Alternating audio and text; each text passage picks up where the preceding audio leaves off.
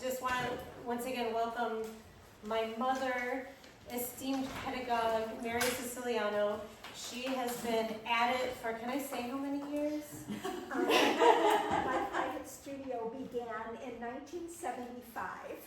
So she's been at it for 50 years. I think it's a good person to take advice from. And I will tell you, just personally speaking, when I was starting to teach piano, I just felt like in the clouds. I didn't really know what I was doing. And when I saw her give this exact talk that she's giving today, the first 3 years, not only did I finally feel confident to begin as a piano teacher, but I also finally recognized what a truly amazing teacher and musician my mother is. It was a really pivotal moment for me as a daughter, and as a professional, I imagine we're all going to have a similar experience today. So, without further ado, Mary Siciliano.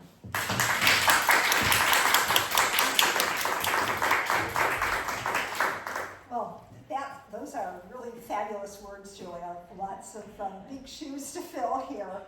I'm very passionate about my teaching. I've been very fortunate throughout the years to have had supportive parents, interested kids, great instruments that they had to practice on, and it's been so fulfilling. I cannot imagine retiring. Every year I learn new things and I apply new things, and it's constantly evolving. We are never there. We never reach that summit. So today I plan to talk about these first 3 years and focus on all the elements that we need to include in their weekly lessons or bi-weekly lessons. Technique, rhythm, listening, writing, reading, and I should have mentioned performance, but I was thinking of those first 5 elements much like Maria Montessori has used in her system of early childhood education, and that's to combine all the different resources that help a child grow. They need to feel, they need to see, they need to hear, and all of these combined help really interested and engaged learning. My goal as a teacher is to provide tools to each student that will help him or her successfully find pleasure and a voice of expression through playing the piano. I don't expect them all to be career pianists, but I hope they take that seed that we implanted that enriches them for the rest of their life. The first 3 years prepare students to musically learn and competently play early classical repertoire, such as Anna Magdalena, early sonatinas, Album for the Young by Schumann, Kabalevsky. So I have a basic curriculum, and it needs to be organized, and I cannot be distracted in the teaching process. I think so much of early teaching does not succeed because we go off that grid. And what makes us go off the grid? Absenteeism is huge. The student has to be there consistently, not an instrument that's available, easily available. That instrument must be in their home, and I will not teach a student who doesn't have an acoustic instrument. The technique is completely different on a keyboard than an electric keyboard. The sensation of producing sound and hearing it bloom changes so much from electronic to acoustic instrument. And I don't get distracted by these projects thrust upon them. I had a second-year student who came in, and the mother was just adamant that we just stop everything we're doing because the music teacher at the school wanted them to learn this piece in time for Thanksgiving. Well, that's just such a short-term goal. It's going to take away from this consistent technique. So if they wanted to do that extra piece, they get an extra lesson. I'm not going to let it distract my basic curriculum that needs to stay in process. So the very first lessons, sitting at the piano. does the student need a footstool? I have a picture of one there that's very similar to mine. I've been through 3 or 4 of these in the 50 years because the mechanism just gets, it doesn't sustain. But I saw a fabulous one, and I'm not here to promote a name, but what's her name? Irina Goran's husband created this footstool. I think it could withstand anything. It's just so sturdy. It costs twice as much as the others, but if you're starting out and you have a lot of little people, it might very well be worthwhile. My student parents always will buy a footstool for the home, but they usually invest in one that is not very sturdy. And when they're pedaling, it just comes up, it doesn't stay on the damper pedal, so they're always taking mine with them to competitions that matter. And mine it's pretty hefty, they're really heavy. So consider, that point. So when they first come to the lesson, I don't even have them sit at the piano right away. We greet them. I always ask that parents accompany the child. One parent should be there. And I also encourage them to record each lesson. With the iPhone nowadays, it's so easy. I have one of those tripods at home. I think I have 2 or 3 of them. And we also have, with the music stand, I can also arrange so they can always see the complete lesson. So whatever works best for them. But as I greet the student, I want to swing the arms. I want them to feel this complete looseness from the shoulder and this nice spongy wrists. I use the word spongy a lot because sponges are strong, but they're flexible. So spongy wrists, spongy elbows, swing it over your head. I find all these young kids are so used to these games, and in order to do their games, they have these rigid wrists, rigid fingers, their elbows are rigid, and I need all this flexibility. So that's just the first, 10, 20 seconds. It doesn't take long. And every time they go to the piano, they need to do these swings.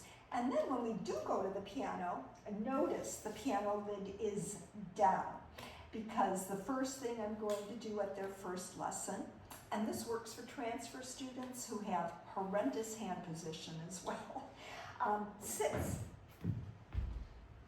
I call them sits and follow through. So I'm going to demonstrate with my left hand. So I use the whole hand, and notice the arm is away from the rib cage. We sit, and I want you to listen to how there's that follow through. And when they sit, the wrist stays suspended. There's a buoyancy, and if the child is tense in any way, you can hear the difference, or the droop.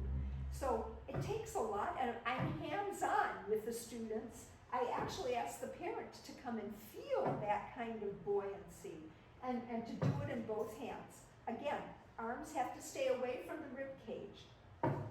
And if the student can follow through and find some success with that, we'll go through individual fingers, and I'll show you in a minute. Another thing I'd like to address in that very first lesson is pulse through movement. So I want them to feel quarter notes, and we just march around the room. Little kids can't sit still for more than 3 minutes. So we're constantly changing our activities. So we just, they can say one, or ta, or quarter. Whatever system of rhythm that you prefer works, but their body has to feel that quarter note. And if that's successful, we can go to half note. And that is so challenging for them to stop their movement on half note. So those are skills that can be done in that very first lesson. I also have assigned listening. Music is a totally different language. How many of your students have parents that constantly put on classical music during the day? Good, you're blessed.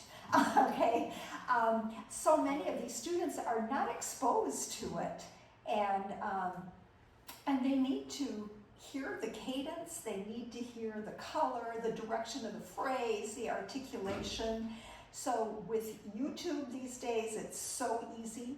I actually will find something I want them to listen to that week, and I just send it home with them on an email or a text, and they're to play it every day. Car ride home, car to school, bedtime routine, whatever they want. And they're just little pieces. And it doesn't have to be piano only. I've done Moldau River because it has such a tune and it's so engaging. I've done Eine kleine Nachtstadt.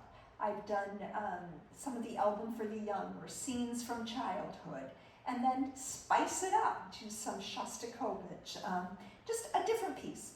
And I don't even talk about it. If I want to make a point with some of these, I'll ask them, what did you think about it?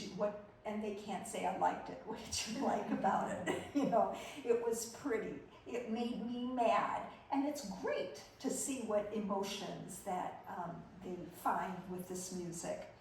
And it doesn't even have to take a minute worth of the lesson to talk about the acknowledgement of the listening. Counting out loud. I can't stress how important counting out loud has to be, and it has to be done from that very first lesson. So whatever mechanism you choose has to be consistent. When we have studio class at home, I often ask for comments, and I said, what one thing would have helped Alicia through her performance? And everybody just raises their hand, count out loud, even if it's not. It's just that it's so ingrained, they have to count out loud. And then at that first lesson, they want some affirmation that piano has started. So you can use a method book of your choice. Whatever you choose is easy to engage all of these other skills. I have the method book just because they like that sense of a book, but not that it's going to teach them how to sit properly, how to use their arms properly, how to count. This is you. You're the teacher, and you're the one who's going to guide this process. Writing. Students need to learn how to write because seeing and hearing is not enough. So even from that very first lesson, let's write something. They may have had quarter notes, so let's write 6 quarter notes, and we can have stems or whole notes, whatever it is. There's a writing assignment every week. And then I have flashcards. We make up our own. And I know Safari has these fabulous flashcards that are included with their series, and I'm all for it. But these flashcards we make at the lesson are on little 3x5 index cards, and I write something new that they learned that day. It might be a half note, a quarter note, mezzo forte, forte, a slur, a tie, and then I put it in a Ziploc bag, and the next week, quick, so that they review that. If there's time, they can even write the new concept on that index card. And then I need support and cooperation with the parent. So much of the initial interviews that I give to get a new student is really interviewing the parent. How committed are they? How committed are they to bringing the student to the lesson, to the studio class, providing a space at home that encourages focused practicing? If there's questions as I go, please just, I'll try to answer it. So let's talk about my sits. To me, this is the fundamental of the student's ability to identify as a pianist and to develop posture and sound. So we talked about full arm drops, and this is still on the keyboard lid. So after they can do the full arm drop with the ball through, then individual fingers, I start with finger 3, and I center my arm right behind 3. You hear that follow through? And they can't sag, they can't, you can tell there's no follow through if there's tension. And then when that's successful, their assignment is to do it, let's say if they're 6 years old, 6 times in the morning and 6 times at night. It takes less than a minute. And then go to finger 2 and you recenter the center of the weight. So the center of the weight is coming from my upper arm all the way down. And then I didn't talk about the torso. So they're on their footstool or whatever they choose. If they're tall, the feet are firmly planted and always watching this lower back. Kids love to sag and they sit like this, or they'll sit with one leg on the bench. So I want both feet just totally planted on the floor. And I can even demonstrate if I'm planted, I can do things like this. If I'm not, I can't even move. So there's a lot of energy in the knees and the lower legs, and there's a slight inclination toward the keyboard. So after they do their finger 3, arm centered behind 2, arm centered behind 4. 4 is not a weak finger if our arm is centered behind it. And to help them curve and land on the cushion of the finger, I will work with them, and I'll have the parent feel the same thing. And if the child gets through full arm drop, 2, 3, 4, you have a talented student at the first lesson. Repeat it at the next lesson. Keep repeating till you get that. The gesture of the arm, full weight of the arm, bottom of the key, and the follow through. That is key for beautiful ringing sound. And then we can approach the thumb. And the thumb needs to play on the side. And I show them how my thumb goes in a little bit, and I like a tall thumb. So we're playing with a tall thumb.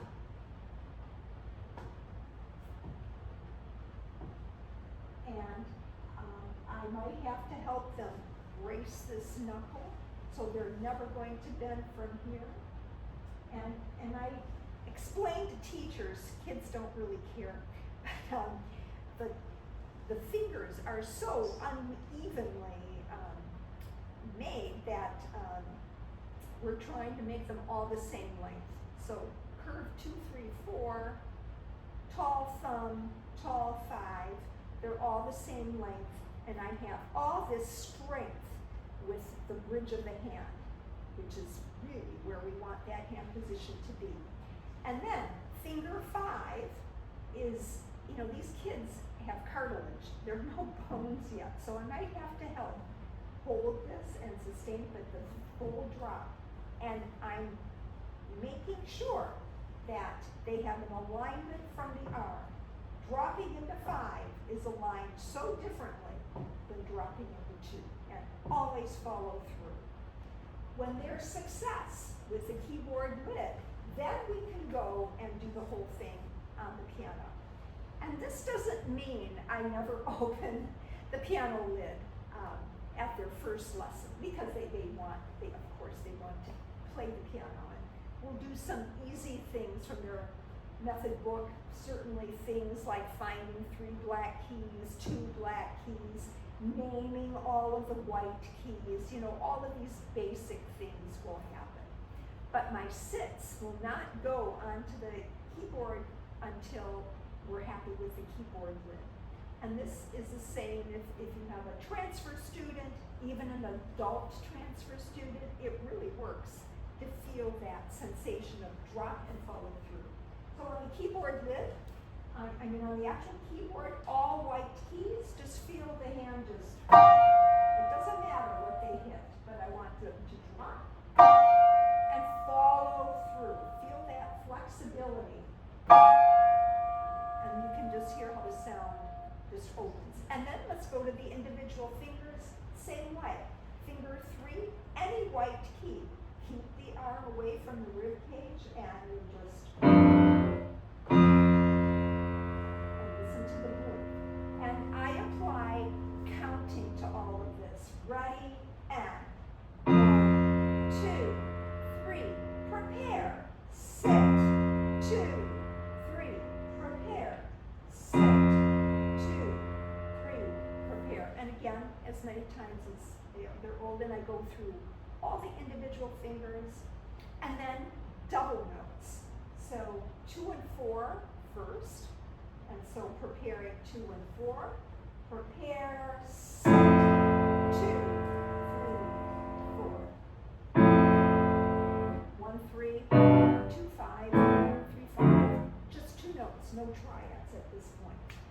And when they're all comfortable with that, curved fingers, wrist at the forearm level, and they're practicing, it's about 10 to 15 times a day because they're practicing twice, and they're practicing as many times as they're old. Then I can let that go a little bit. I don't have to do these sits every week. This might take anywhere from 4 to 12 weeks, depending on the student, depending on the parent, etc. And then full resonating sound. And after they get through this, I can talk about wrist and rotation. So I'm dropping into the thumb, and I'll just use G because it's in front of me. And again, posture, drop into the thumb, right at that cushy spot, and then transfer my weight to 2. And don't go on till that's really comfortable and they feel the transfer of the center to 2. Then, let's transfer to 3. Big, round, rich sound. And then 4, drop, and transfer, transfer, transfer. So there's little shifts of the center of the weight till we get to 5. And it's this slow. So 1 drop, all the way to finger 5. Then when that's successful, let's drop into 5, go over. So I'm eventually creating this elliptical motion. Underhand to go up and circle back. And always release at the end. And that's your 5-finger pattern. It may take several weeks to get to that point because we're working on transfer of weight. Then I continue with all of the 5-finger patterns the same way, and I put them in groups, C major, G major, F flat, and then D, F, D, A, E, etc. And always hands apart, always rhythmic and steady tempo, and listening for that round, rich, beautiful sound. And checking that sagging back all the time. Theory has to be involved with all of this too. So we have to learn to say the musical alphabet forwards, A, B, C, D, E, F, G, backwards, G, F, E, D, C, B, A. And skipping, students really get tripped up with the skipping alphabet, and that will really help them attain quicker reading skills, quicker technical skills. Then I talk about half steps and whole steps. As pianists, we're so lucky we can see all of this theory in front of us. So when they learn their half steps, I just talk about how close things are, and you know, we explore the keyboard, white, black, 2 white keys. And whole steps I always call the monkey in the middle. So they have their whole step, monkey in the middle, whole step, monkey in the middle, and we'll play games, you know, and then white to black, 2 black keys, and then we will discuss where monkey in the middle is white, black versus 2 black, and constantly moving around so they understand the way the keyboard is put together. And then we build the major 5-finger patterns, and I always call it note, whole, whole, half, whole. So they're constantly building that.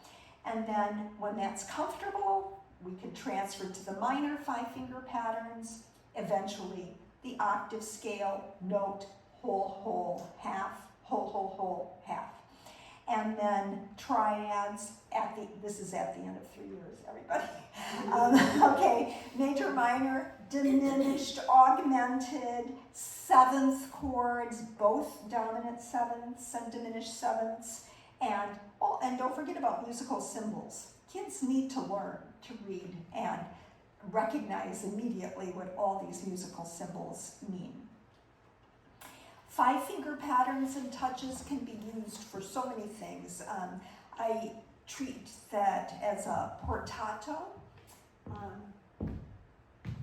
So after they've learned the legato through the drop, transfer, transfer, transfer, they also should be able to hear the portato, and I count so they know exactly when to release. So drop, release, drop, release. 1, prepare, 2, prepare, whatever you want to use, but exacting release. Students have a hard time with the exact articulation that one needs so much in Baroque and classical style. And then the staccato, I want them to learn this from on the key snap. So we touch, snap, and the snap comes from the quick motion of the wrist with the curved fingers. And again, consistent and exact. And this is where all the scale work is going to pay back 100-fold, because they're getting their work done with something that's very comfortable, and we're asking for very sophisticated movement on something that they can do so comfortably. 2-note slurs. To me, this is the ultimate follow-through. I compare it to a dancer's plie, a bow, a curtsy. It was such a cultural thing in the classical style, and I want them to feel that sensation of flexing, relaxing the knees. And we'll do it again. And then, so we drop from above the feet, and then feel the follow through. I have to admit, I disagree with some of my colleagues who feel the drop should go below the wrist and then come up. I like the wrist to stay parallel to the floor, and then follow through. And I do it with all individual finger combinations. It's not an artificial soft sound. It's soft because of the way my weight transferred. Transfer. And it's the perfect 2-note slur. And they'll need it in everything they do. And I practice it with all different finger combinations, not just steps, but 2, 4, 3, 5, etc. And technique routine. I think confidence comes because of the result of consistent, thorough technical curriculums. So my technique routine will start out with these major 5-finger patterns, minor 5-finger patterns, and then I do triads, and again with the triads, that same transfer of weight. So drop in, and then, and using a very strict, steady tempo. And when we're practicing these 5-finger patterns, might be a perfect time to introduce the metronome. And imagine that. So metronomes are useful because it helps them listen. If the metronome has a red flashing light on it, I make sure they can't see the metronome, they can just hear it. Because I really want them to match. It's such incredible listening discipline that way. So after we've gotten through all of the major and minor 5-finger patterns, root position triads, it's time to go on to the first and second inversion and really very specific fingers. I think kids are so sloppy with their fingering because their technique isn't disciplined enough. And then 1-octave scales. I start the 1-octave scales after we've organized what the notes are, blocked. So if I'm doing D major, note, block 2, 3, tall thumb, 2, 3, 4, and 1 octave to start. Hands apart, and then metronome, and I'm constantly transferring my weight. This will avoid the panicked thumb from leaping over, which you see so many times. So transfer to 2, transfer to 3. My thumb is already there. Transfer. And then coming down is so much easier because we just roll over. So it's these tiny little movements that get you there, that match the sound, that give so much more fluid motion for the student. Cadences. Cadences are so important because that's the way our music is organized.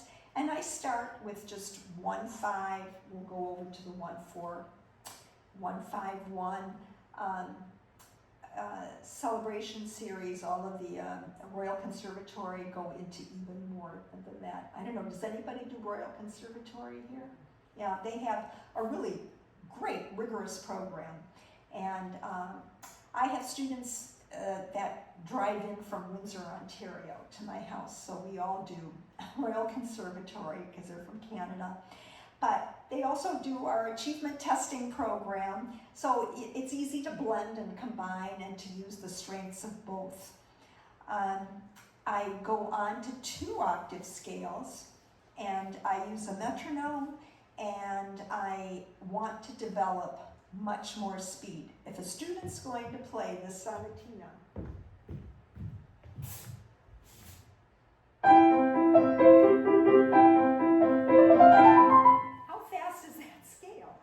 and their scales that they're practicing are like so slow. They're not going to play great sonatinas with slow scales. So I have a technique routine that is built in. This is after they've been through the 1-octave scales. They know the way they're constructed. Then we start hands apart first. I have them do this in half notes. So they're dropping. And then they're using a lifted finger. I'm using it to develop the bridge of the hand. So prepare, prepare, prepare.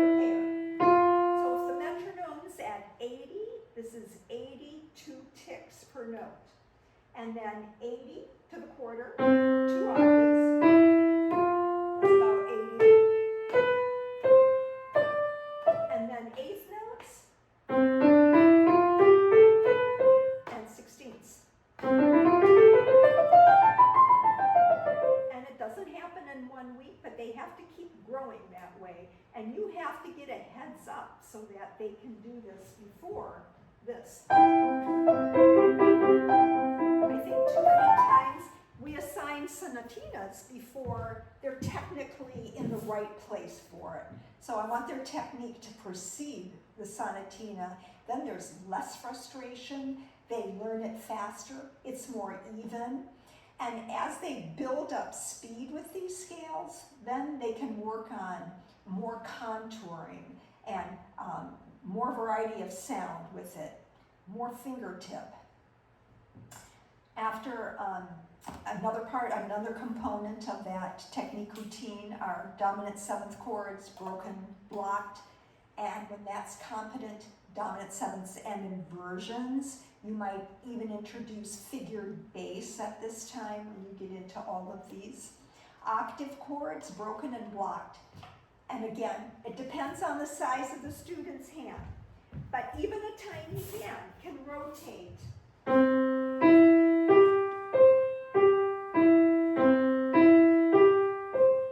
But they probably can't do things like this for a while.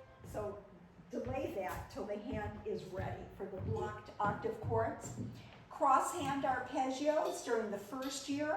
I start with 2 octave cross-hand arpeggios, go on to 4 octaves, and then my arpeggios actually start in 2 octaves as they progress. Chromatic scales, I use the traditional chromatic scale in the first 3 years. I don't do any of the 1, 2, 3, 4. And I discourage scale books. Nobody owns a scale book. So in the back of every student's notebook, we have a circle of fifths, and it's so much fun as we go through the scales. We add on the new scale. Remember, we're also doing index cards at this time, so they're including their key signatures with the index cards. And so when we get to the top, I do always the sharps, and then I end up with flats, and then we start the minors, and when I do the minors, I'm going in vice versa. I'm doing the flats, and then I end up in the sharps, just because double sharps come last, and then the flats are easy. Supplementary technique books. They love Dozen a Day mini book. It's an old book, but I think things they love about it, it's easy. Kids love easy things, and it gives them such a great sense of accomplishment. I like them because it builds up reading skills. It's one tiny little concept of it at a time, so we can really address that one concept successfully. And it's easy to put a metronome to that. And then I go on, and this Dozen a Day mini book can begin as soon as they're reading just really pretty comfortably. So I would say I started certainly within 6 months of their first lesson, if not sooner, depending on the child and the reading skills. I have a first grader who already finished the second Dozen a Day preparatory book. And he's in junior Hannon right now. But that's not typical. You know, we have to gauge with the individual student. So I will use the mini book, that's pink. There's a blue one that follows, the preparatory book. And then I will go into junior Hannon. Alfred does a nice job. The notes are big, and we transpose everyone into all 12 keys. It takes a while, but I really want them to develop that tactile sensitivity for the different keys. I don't want my student to become a C and G major specialist. Okay. And then Cherny Sham, I don't know how many of you know Cherny Sham, but they're little pieces. They're just 2, maybe 3 lines long, and that's a good precursor for a Cherny Gurmer. And Cherny Gurmer gets quite rigorous. And before I go into the Cherny 299, I'll do the Cherny Opus 849. I think it's incredible and not used as often as it should be. Writing, and you know, the students have been writing every week. They're writing their scales, but I also want them to copy 4 measures of their music each week. By copying their music, I think they'll be much more aware of intervallic space, note values. How about fingering, accidentals, and just 4 measures a week. And I start out with the really wide music manuscript paper. And believe it or not, they like to copy music. They don't like to write the scales as much. And then a little more talk on the intervallic approach of reading. I truly believe in that. So I used to use Francis Clark, and I've gone on to other things. I use Safari now, but it doesn't matter. Whatever method book you like, that you've been successful with, keep for your convenience and organization. and use it mainly for teaching the student how to read and how to stay organized within that reading process. But counting mechanism has to be in place. They all work if they're consistent. So keep working on that, counting out loud. It'll save so many problems later on. And then continue to supplement sight reading even after method books. I happen to use 4-star. They're expensive, but they're so well done. But whatever sight reading you choose, just make sure that they keep reading. There's a lot of literature out there. And rhythm, it's not enough to count out loud, but they need to feel and recognize pulse. So establish a method of counting. Everything is counted out loud. And again, I believe in clapping and walking and swinging and steady tempo and metronome. But try things like this. Here's this little Bach minuet in G major. And so many times you hear and 2 and 3, 1 and 2 and 3, 1 and 2 and 3. It's accurate. It's ruttato even. The articulation's great, and there's not an ounce of musicality in it. So they need to learn how to count over the bar line. So 1 and 2 and then to B, go to G. So I'm going to even clap and count 1 and 2 and 3 and 1 and 2 and 3 and 1, 2 and 3 and 1 and 2 and 3 and 1 and 2 and 3 and 1 and you can do so much with the direction of the clapping. And 2, and you can even use words while they're counting. D and 2, B, then wordless. A, go to B. And you don't have to explain how short notes go to long notes, and this is why the dynamics are this way. They're sponges, they're so intuitive. And this kind of motion and preparation in the lesson really create young musicians. Ear training has to be a part of it because we have to involve our ears as much as anything. So they love games, they like immediate success. So way back when they were learning half steps and whole steps, see if they can recognize half steps and whole steps. It was really quite a revelation to me when I was teaching on Zoom during the pandemic, and so many students weren't recognizing any of this ear training because their instruments were so horrendously out of tune. So we have to find a way to see what's happening at home. So I always have a question around November 1st. So when was the last time you tuned the piano? Oh, I can't remember. Maybe when we bought it 10 years ago. But I always ask around November because if you tune it then, it's around the time the heat goes on, and then it stays pretty well in tune until summer.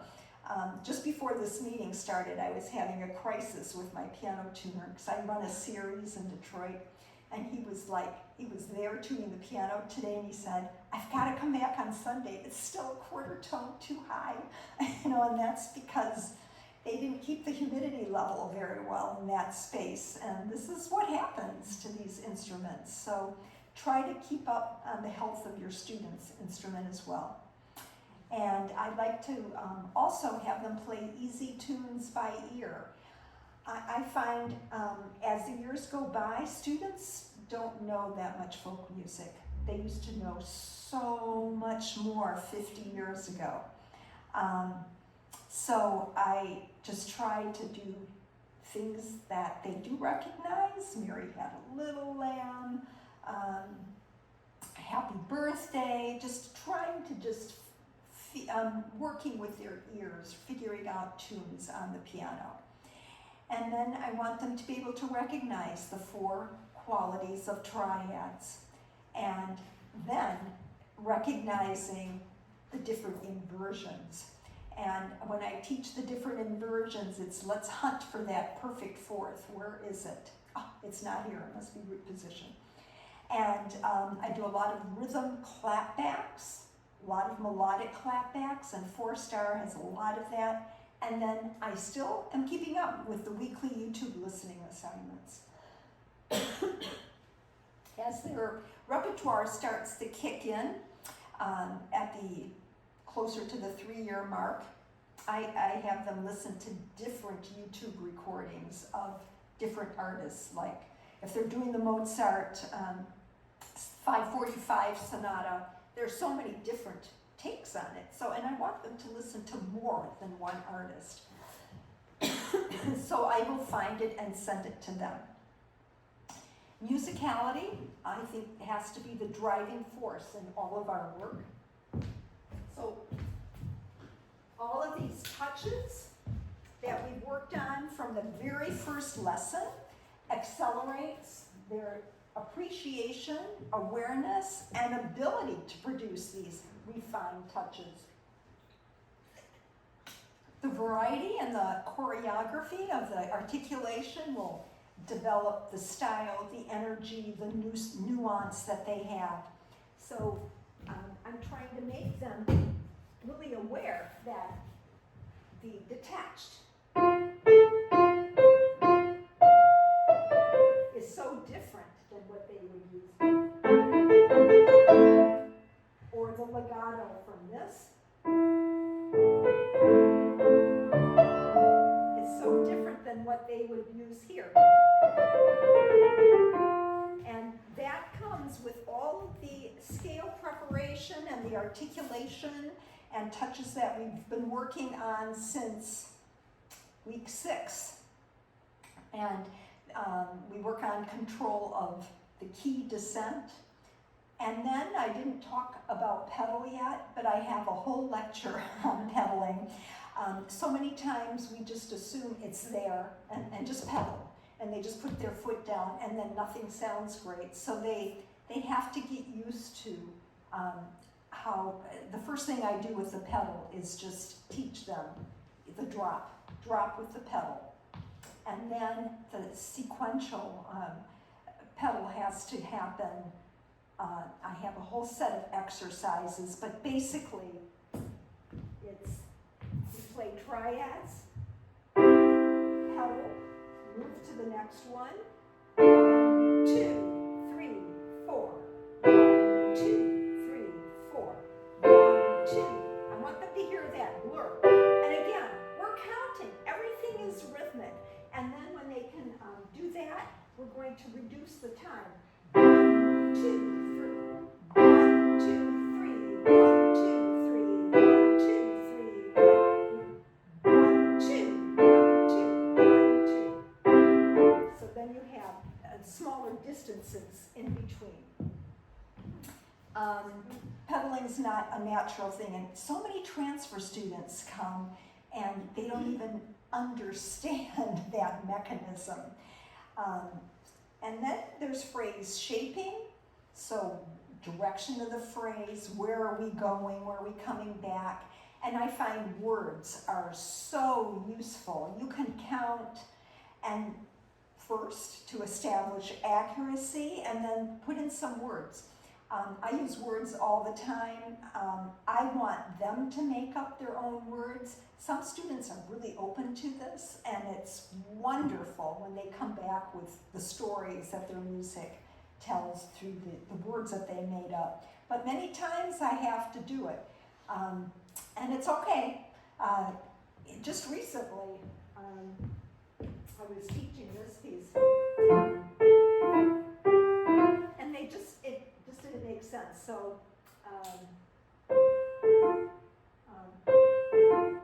so at the store, find some bread and some wine, please. You know, so that made sense to them. This was an older student. I couldn't. It was an adult student. So apply something that makes sense to them. And so all of these different things that we do will also give them the ability to play with dynamic control. they need to really feel the difference between mezzo forte, mezzo piano, and ask all of this through their technique routine. Score preparation. Kids get really confused, that the page is busy, and then I'm asking them to start memorizing, and it makes no sense unless I organize it for them initially. Early pieces are so easy. Kids are such sponges with that kinetic memory that they learn things. Unfortunately, they learn things before they're accurate. But so I ask that all measures are numbered, and then number the phrases so that we can see, is this phrase one, and I'll just split into 1, 2, 3, 4. And then I'll go into the Roman numeral, the A, B, A, B, A sub 1. But I want them to see, this is the first phrase, the second phrase, the third phrase, the fourth phrase, what's alike, what's not alike, where is it different? And then write in fingering, insist on fingering right from the beginning. And then I even include some analysis of chords and harmonies. This is different because it didn't go to 1, it went somewhere else. You don't have to go into this ultra advanced harmonic analysis, but just say it went to someplace we didn't expect. It could have been a deceptive cadence, it could have been Italian sixth chord did something strange there. But just so that they see how the music develops. And then a perfect lesson. I think with no accountability, there's no progress. So a perfect lesson. The students practice the technical assignment. I always check on some technical assignment. I might not have time for the whole technique routine. I have some students, like as they prepare for achievement testing, for instance, there's so much technique involved, I'm going to just stop the clock after 10 or 15 minutes. And I also never teach 30-minute lessons. So my little ones start out at 45 minutes. And even the babies can withstand 45 minutes because it takes them 10 minutes to take off their coat, to get all their books out, to tell me about what happened at recess, and then to constantly rechannel. And then most of the other students take 1-hour lessons. And I was talking to some colleagues of mine at the Interlochen summer camp, and all these Washington, D.C. kids take 2 to 3 lessons a week. Oh, what a dream, isn't it? And one of my friends said she actually doesn't have enough time for the extra lessons they want. So she has her high school students practice an extra lesson with the little kids. If you can sustain such a thing, what a wonderful gift to you and the student. So I do check some aspect of the technical assignment, and I assign 2 to 4 repertoire assignments. I may not check all 4, but I might check aspects of all 4. And I will check the memorized assignment of the week. There's always some memory of the week. And I will give them great kudos if it comes back successfully. And some little help if they need it. And it's usually fingering that gives them that crash in the middle of the memorized assignment. I also make sure that all the rests are in place, and the sound and the preparation of the technique is there. And I make another assignment, and I make sure they're playing it accurately before I make a memorized assignment. It also helps if the student comes prepared with all materials. I also make it the student's responsibility. So many times students come in missing 2 or 3 books, and it's the mother who's just, hearing. She says, oh, I thought I got them all, but I was running late, and I had to do this, and I had to do that. I'm sure you've all heard it. And then I said, well, whose lesson is this anyway? So the night before, make sure everything is in your music bag. Oh, but I practice in the morning before I go to school. Well, then you put it right back in your bag before you go to school. I think our kids are a little entitled these days, and the parents are kind of helicoptering through this. And save some time in every lesson to actually practice with the student. You can't expect them to practice effectively if they don't know how to practice. So you're the one that's going to teach them great practice habits.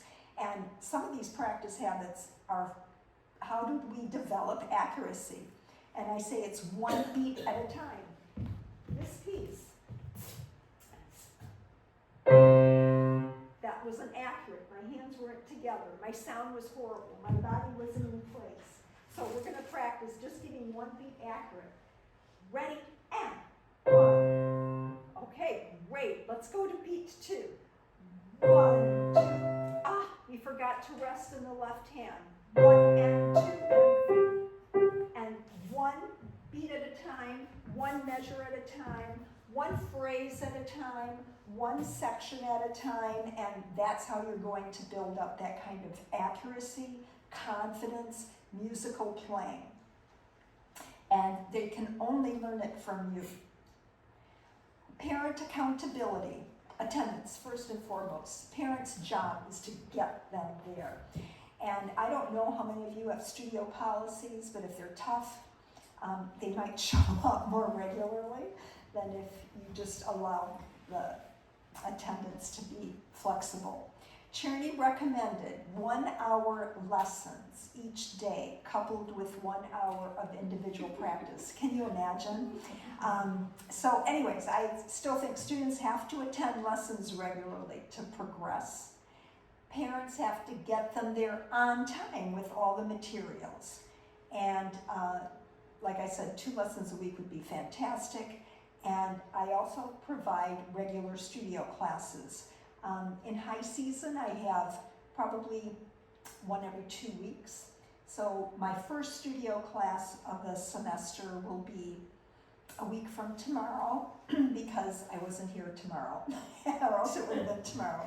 So I have actually 2 studio classes scheduled that day because they all have things right, and it's just great. So their pieces have to be memorized, and if they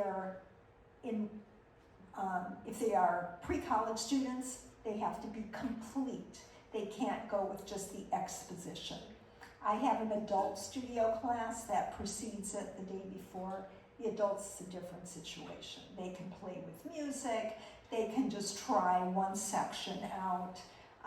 And these, I even teach piano teachers, but they're busy. They have different priorities. These kids learn like sponges. They learn so quickly. So the key to my studio class, my performance classes for the young kids, complete piece, all from memory, and I mix them up. I have young students with high school students, and the younger students just become so inspired. They want to know when they can play that piece.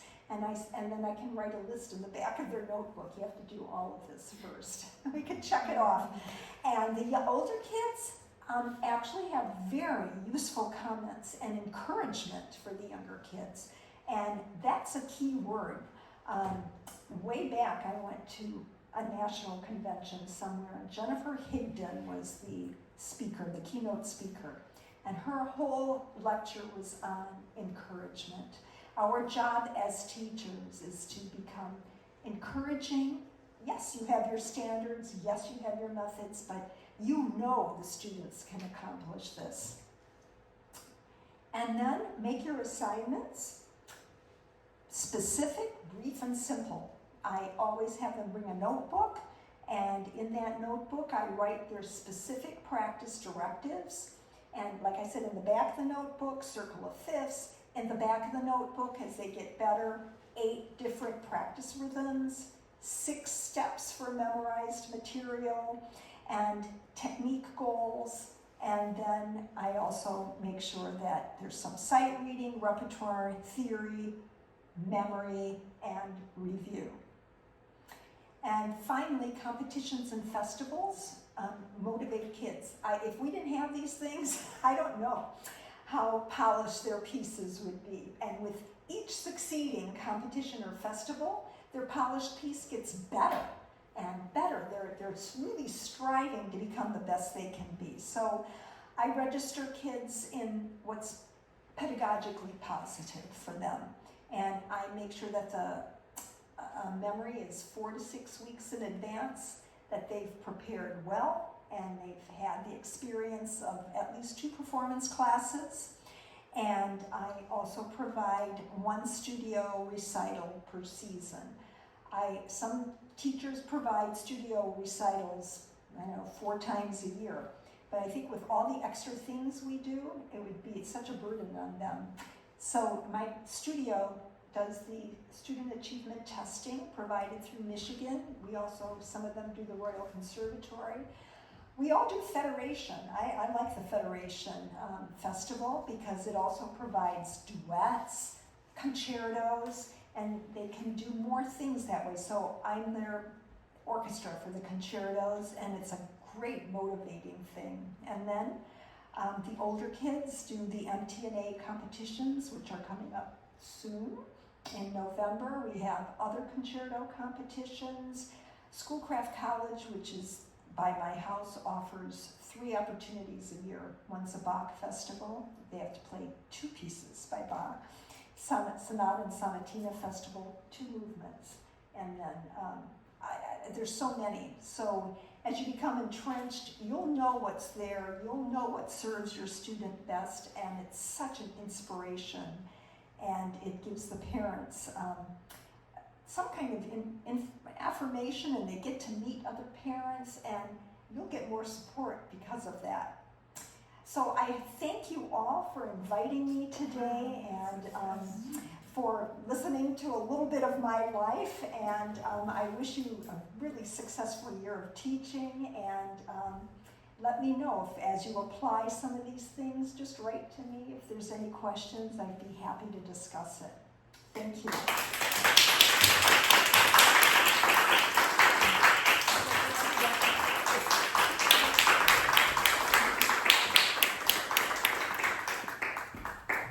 I don't know if we have time for any brief questions right now. Yumi, what do you think? People are still here. Normally, if you're busy, Okay. they slowly leave. So I think we can do it very quickly. Yeah, if you guys have any questions. Also, we were going to go to luncheon Yes. afterwards, so you can always ask for more questions there. Yes, yeah. Michael. I have a question about the consistent counting method. So I like to do metric counting as soon as I possibly can, but my practice has been to delay that and to start with Kodai just until they are conceptually ready to understand time signatures. Do you do metric counting from the beginning, or? It depends on the student. Yeah.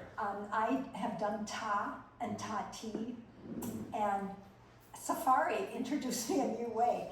We do animals, so the lion paw, and my students love Zachariah zebra for 4/8 and 2/4. So I do it all, whatever works for that student. But we need to get into metric counting before the end of the first year. There has to be that establishment before you can go on. Okay? Yes?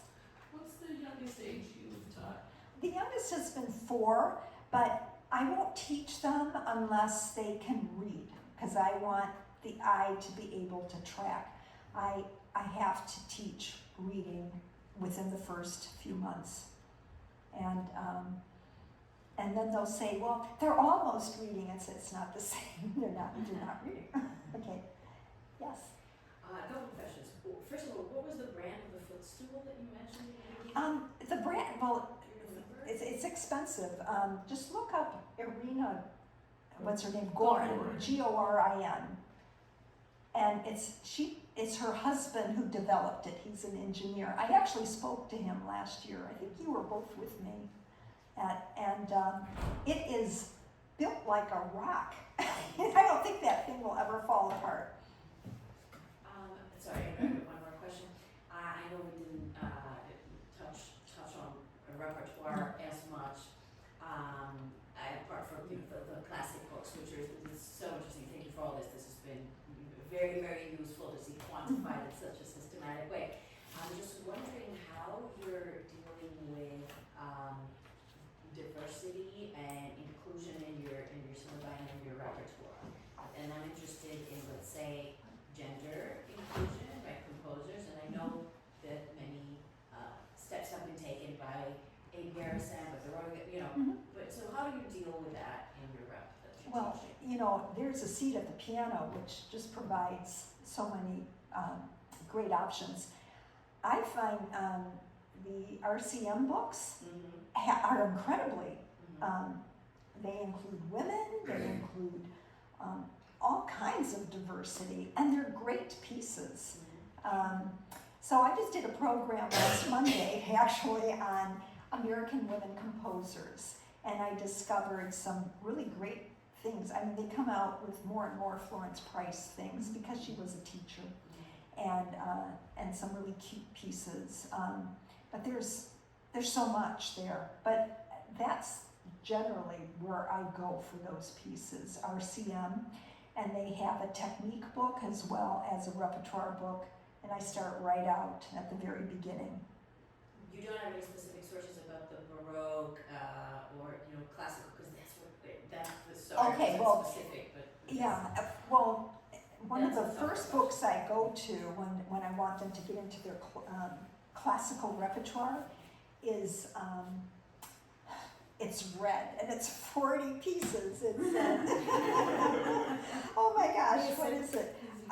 Easy classics. Easy Classics to Moderns, but it's like 40 pieces. It's the easy one. It's fabulous. It's fabulous. So it starts out, it has some of the easy Kabalevsky, song, and it has a little bit of Schumann. It has Wolfhard. There's this suite they're just great. And I teach out of the 40 pieces, probably 30. Reinagol's in there. They like Reinagol because Reinagol used to teach George Washington's granddaughter. And so that's always fun to share. But that's my go-to. There's others too. The Joy of Piano. It's yellow, and that's a nice, easy book. There's some really easy pieces in there. It's thicker, but they go sequentially quite nicely. Did you have a question I as have well? a question. How do you introduce distal phalanx? Pardon me? How do you introduce this, how do you say, phalanget? This The- small. The fingertip, Yes. the last Yeah. one. You mean distal the phalanx. Oh, I just nag. I nag like crazy, and you have to. This second finger, this knuckle The turn. must be engaged at all times. Yeah, but So- how do you introduce this to a small children? Well, the sits. So we were doing sits, right? And so when they do the individual, You hold the finger. I do. I hold this, and this is what it needs to Yeah, feel. but it is vertical, this one. Yeah. No, I have 3 places. They curve this. One of my students was a doctor. She calls it the DIB, D-I-B. That's the name of that bone. And then curve here, curve here. There's 3 curves. They all have to be curved. But I find they collapse so much right here. So, and that's another reason why when we do the scales with those double, prepare. And when they prepare, you see how I'm ready? Prepare, prepare, prepare. I never stop talking about it. I'm an absolute nag. And then I've also done things like this, because not everybody learns it quick enough. So they can play second finger scales 4 times each. I'm telling you, it's never enough. but it has to be done. And the kids aren't going to do it unless you remind them all the time, just all the time. And you can be very positive about it. You don't have to be, the mean witch. I remember Julia's piano teacher, they called her Mrs. Mean Witch. Her name was Metavinovich. But you can be very, you don't have to be annoying. It's just to constantly, don't let it slip by. All right, that's probably all the time we have for questions here. If you want to come to lunch after Exactly, you can have all the questions with her on one-to-one time. So thank you so much for coming in person. We have people leaving, but before you go, let's take a picture together. It's wonderful to be back in person. Come up.